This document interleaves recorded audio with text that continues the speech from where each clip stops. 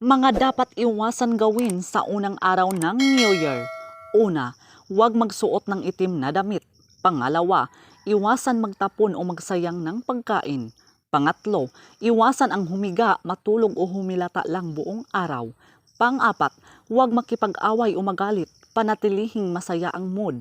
Panglima, iwasan ang pag-iyak para hindi raw maging malungkot ang buong taon. Pang-anim, huwag mangutang o magpautang sa unang araw ng taon. Pang-pito, iwasan ang pagwawalis palabas ng bahay, baka raw walisin ang swerte.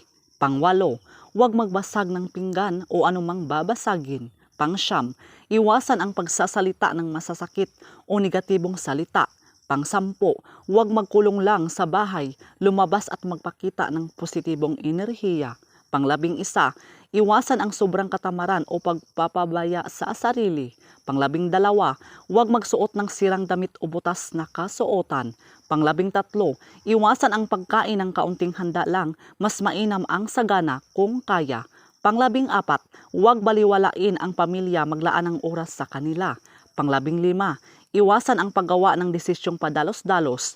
Pang-labing-anim, huwag magsimula ng araw na walang pasasalamat o mabuting intensyon. So yun lang po mga kaibigan. So please do subscribe and hit the notification bell para ma-update po kayo sa susunod na mga videos. Maraming salamat.